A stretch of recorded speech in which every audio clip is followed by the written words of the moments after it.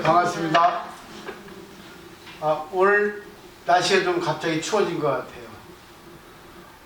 어제까지만 해도 뭐 그렇게 추운 것 같지 않은데 오늘은 갑자기 추워졌네요. 날씨가 이렇게 매일같이 변하듯이 우리의 마음도 또 우리 일상생활 모든 것이 다 변합니다. 변한다는 것은 정말 생명 그 자체라고 말할 수 있어요. 그래서 많은 그 성인들이 이 변한다는 것에 의지해서 인간의 마음을 어떻게 바꿔야 되는가, 어떻게 일상생활에 활용을 해야 되는가, 그래서 어떻게 하면 행복을 얻을 수 있는가 하는 것에 대해서 많은 성인들이 말씀하셨어요.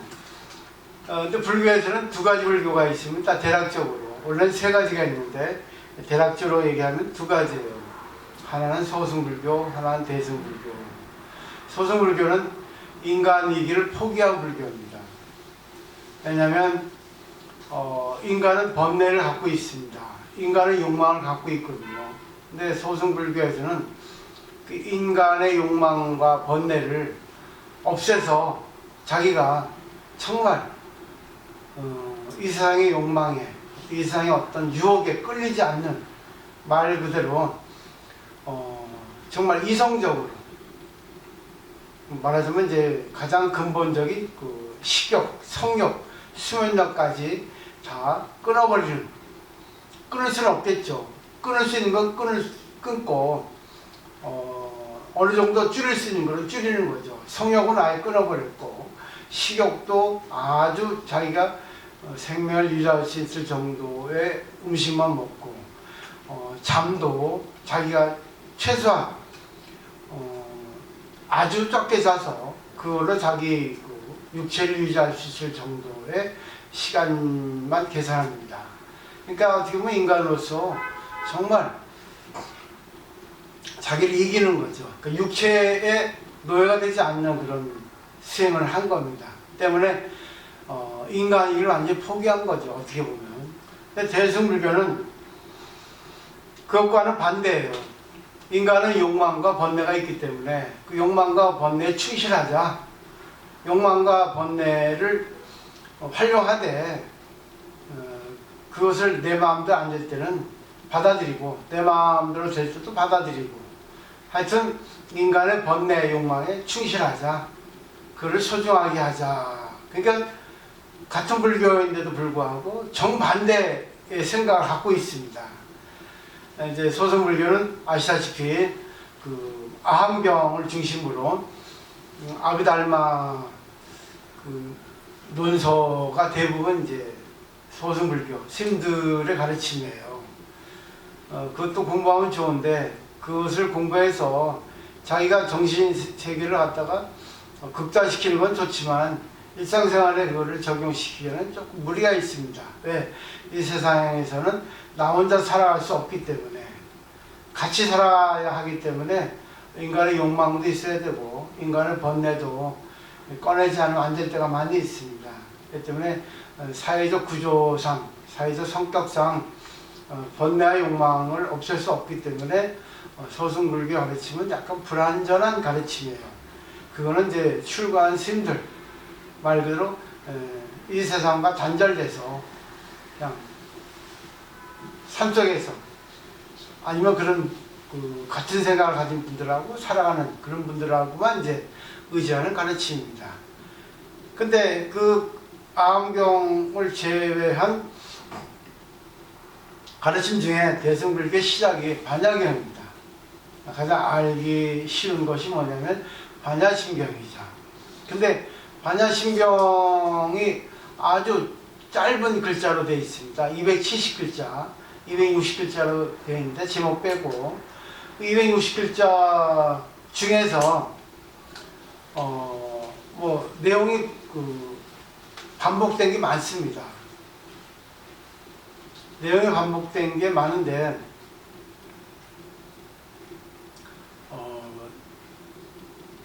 왜 짧은 글자 안에 내용이 반복됐을까요? 반복될 필요가 없는데 왜 그러냐면은 반복할 수밖에 없는 게 강조입니다. 강조. 우리 인간이 매일같이 자기가 이거 해서는 안 되는데 라고 생각하고 하면서도 자기가 안 되는 부분이 많이 있어요. 그래서 아예 하면 안 되는데 이건 해야지 하면서도 자기가 자기 마음대로 안 되거든요. 반복을 하더라도 그 시를 갖다 자기가 제어할 수 없는 부분이 많이 있어요. 그래서 아주 짧은 260글자 가운데서 반복이 많은 것이 그 이유입니다.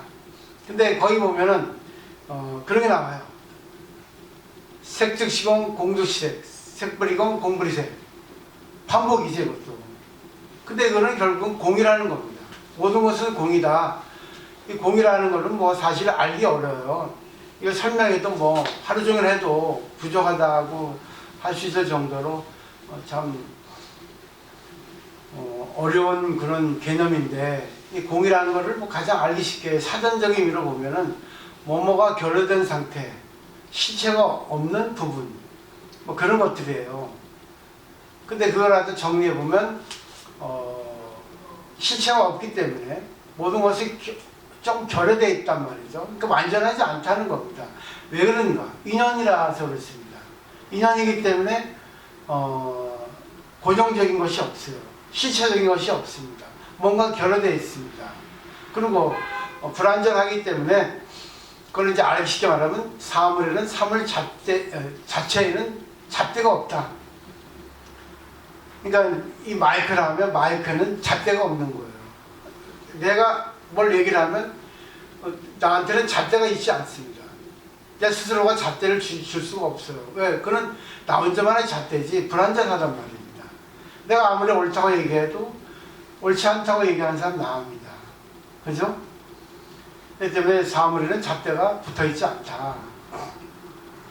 근데 또 하나는 이 사물의 잣대에는 그 사람이 잣대를 만들고 있다는 거예요. 내가 어떤 잣대를 부여합니다. 근데 그게 이제 완전하지 않다는 겁니다.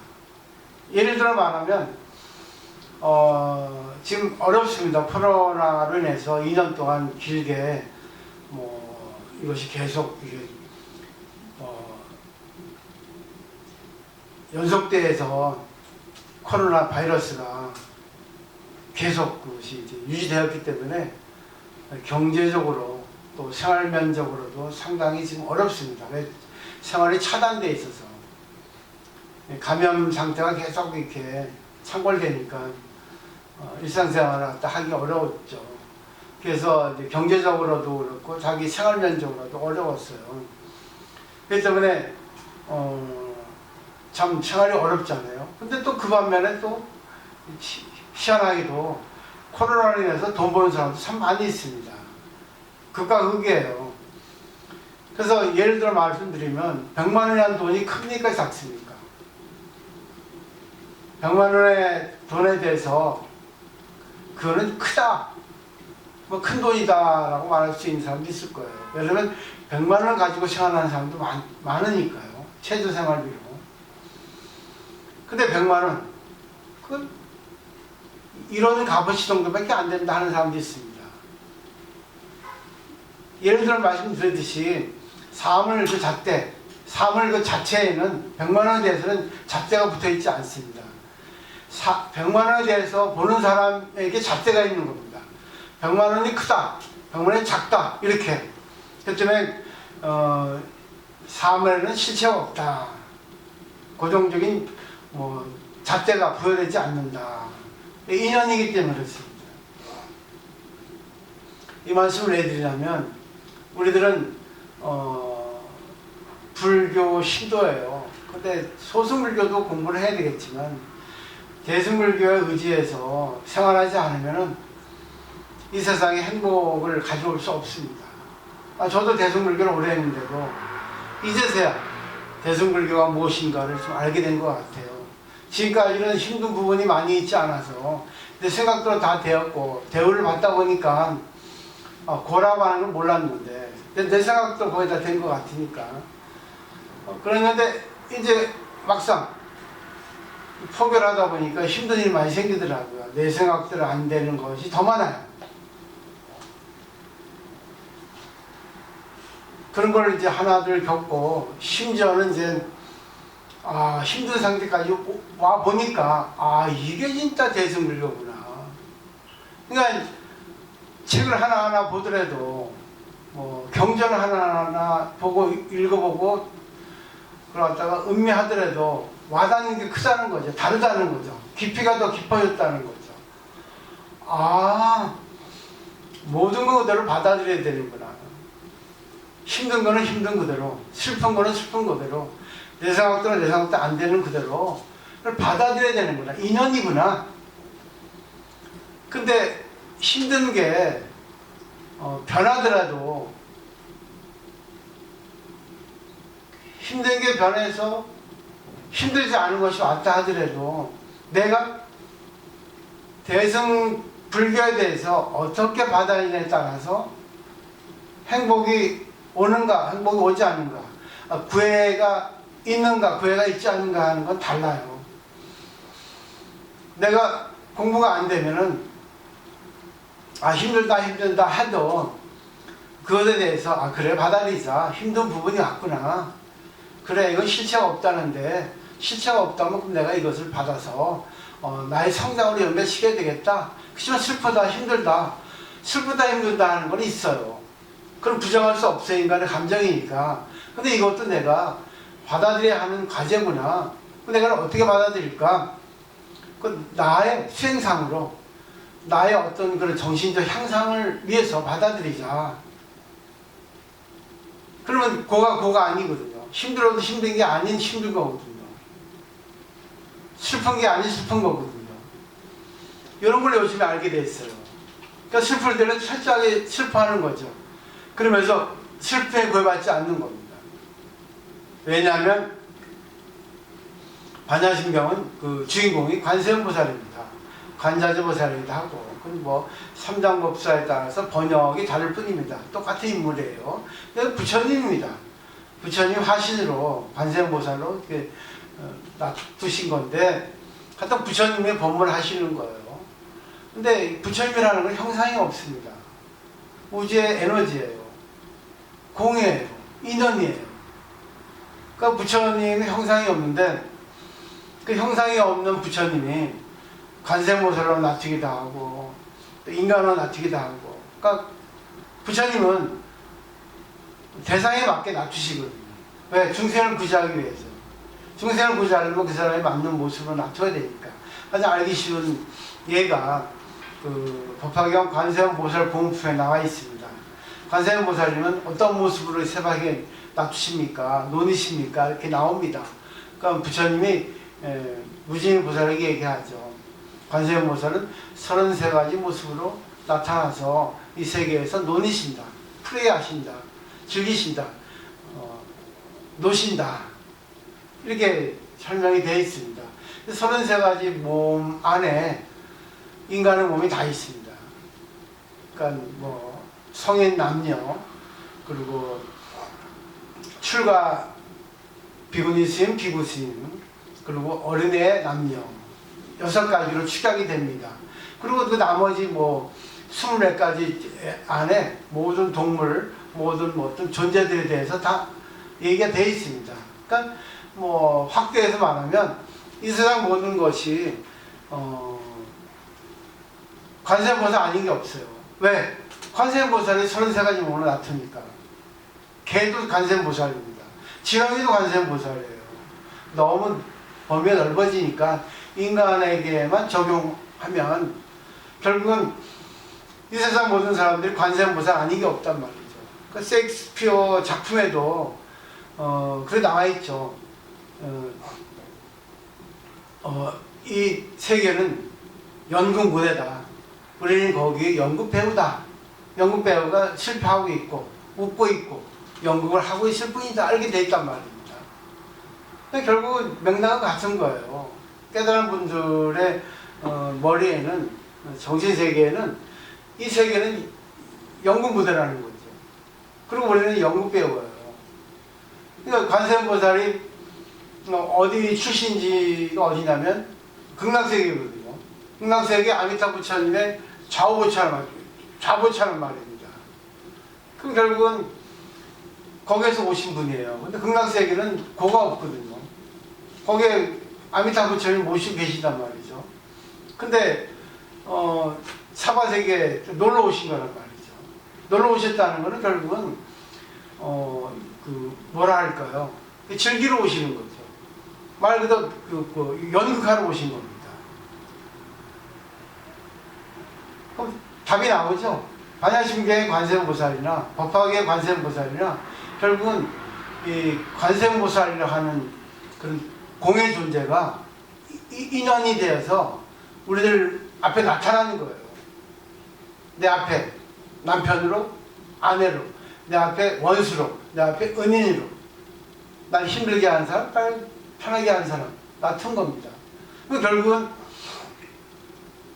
인간 세상이라는 무대에서 우리가 배역을 맡은 거죠.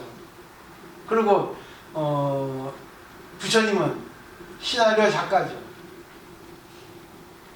우리에게 그 각본을 주신 거잖아요.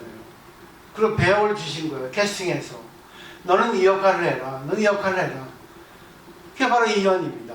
원래 공의 존재가 인연에 의해서 지금 내가 힘든 거죠. 인연에 의해서 내가 기쁜 거죠.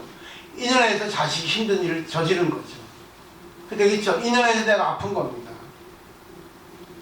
그렇게 생각하면 다 재밌어요. 예를 들어가지고 지금 내가 돈이 없어요. 힘들어요. 근데 이 힘든 이 상태가 인연에 의해서 왔단 말입니다. 공이에요. 공이라는 게 결국 인연에서 왔기 때문에 인연의 기간이 닿으면 다른 인연으로 바뀌거든요. 그건 지금 못 사는데 갑자기 인연이 바뀌어가지고 부자로 됐습니다. 근데 공이라는 걸 분명히 알지 않으면, 실체가 없다는 걸 분명히 알지 않으면, 내가 가난한 상태에서 부자인 상태로 변했다 하더라도 우리 그러잖아요. 가난한 상태에 벗어나면 부자가 되면 행복할 것이다. 하지만 그거는 착각이에요. 왜냐하면 반야심경에 보리살타의 반야바람일다 고심무가의 무가의 무의공포 원리전동홍상이라는 게 있거든요. 관세음보살은 반야바람을 의장하기 때문에 걸림이 없어요. 공포도 없습니다. 거기서 전도봉상을 떠났거든요. 전도봉상이라면 뒤집어진 생각입니다. 내가 가난한 상태에 있어서 인연이 바뀌어가지고 부자로 바뀌었습니다. 그럼 우리는 행복해질 수 있다 생각하죠? 아닙니다. 원래 가난한 사람이 다 그런 건 아니지만 가난한 사람 중에 베푸는 마음이 많은 사람 많아요. 오히려 부자가 더 아끼는 마음, 인색한 마음이 많습니다. 부자가 오히려 더 고가 많아요. 돈을 아끼려고, 돈의 욕심, 돈의 노예가 돼서. 원래 그렇습니다. 다 그런 건 아니지만 대략적으로 그렇습니다. 가난한 사람도 불평불만 때문에 불행한 사람 많이 있어요. 근데 지금 말씀드렸지, 근데 가난한데 내가 불평불만해요. 가난해서 벗어나서 부자만 되면 행복할 텐데. 근데 인연이 닿아서 부자가 됐습니다. 근데 부자가 됐다고 해서 행복해질까요? 생각하죠. 그게 바로 전도몽상이라는 거예요. 거꾸로 해서 생각이라는 겁니다. 내가 가난할 때 불평불만 했습니다. 부자가 되면 행복해지겠지 해서 부자가 됐어요. 행복해질 것 같아요? 아닙니다.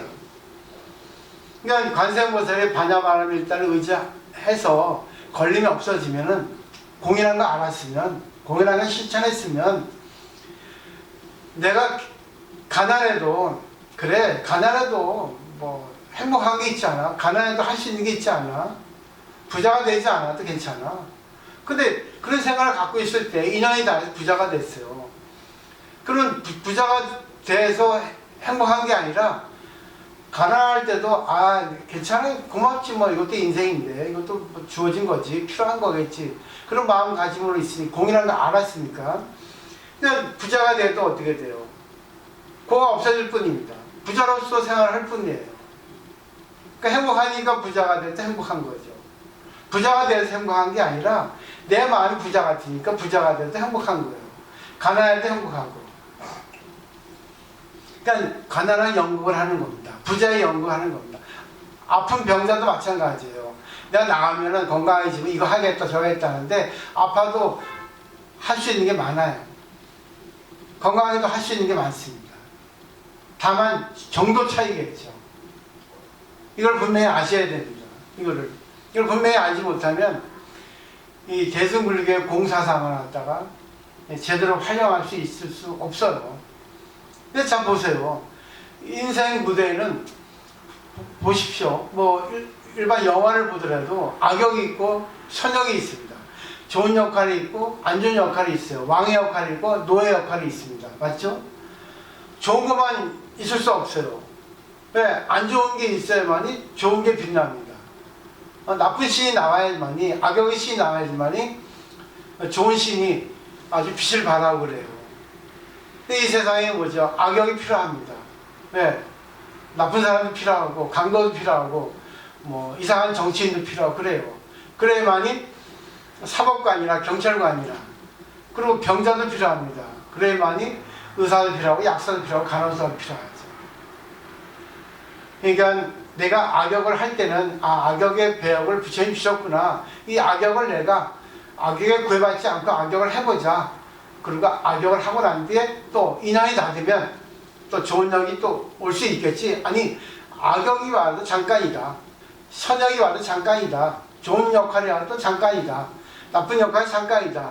이때 이걸 배역이라고 생각하고 나의 고정된 실체라고 생각하지 않고 인연이라고 생각하고 부처님께 감사하고 이걸 통해 가지고 내가 뭘 갖다가 정신세계에 성장시킬까 주입할까 그리고 이걸 통해 가지고 어떻게 내가 많은 사람들에게 도움을 줄 수 있을까 어떻게 배역을 다 할 수 있을까 그렇게 하는 것이 바로 공의 실천 공을 정말 완전히 체득한 사람의 경지입니다. 근데 이거는 내가 아무리 공이라는 걸 이론을 알았다 하더라도 내가 딱 어떤 주어진 현실에서 안 좋은 게 나타나면은 힘들어요, 받기가.